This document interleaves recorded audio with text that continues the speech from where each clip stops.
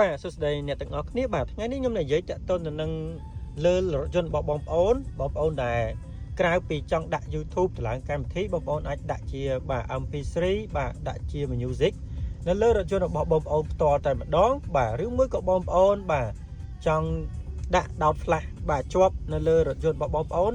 ដែលយើងមានបាទជាកញ្ចប់ flash បាទតម្លៃពិសេសជូនបងប្អូនបាទមានចម្រៀងរហូតដល់ 1000 បទបងប្អូនណា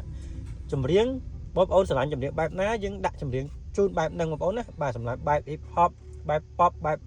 romantic បាទហើយសិតតែជាបទល្បីក៏មានបាទបទបែបជំនាន់មុនក៏មានបាទបែបចាស់ក៏គាត់មានបាទអញ្ចឹងបងប្អូនដែលមានតម្រូវការចង់ដាក់នេះទេបងប្អូន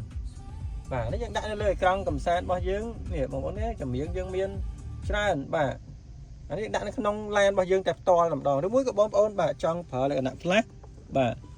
ខ្ញុំដាក់ flash ជូនបងប្អូនបាទកញ្ចប់ flash ហ្នឹងមានចម្រៀង 1000 បទតែម្ដងហើយយើងមានតម្លៃពិសេសជូនបងប្អូនណាបាទចឹងបងប្អូនដែលចង់បានចម្រៀងឬមួយជាវីដេអូក៏បានបងប្អូនបាទចង់បានវីដេអូ50វីដេអូ100វីដេអូតុក្កតាសម្រាប់កូនបងប្អូនមើលវាច់ប្រើអ៊ីនធឺណិតបាទវាច់ប្រើប្រាស់អ៊ីនធឺណិត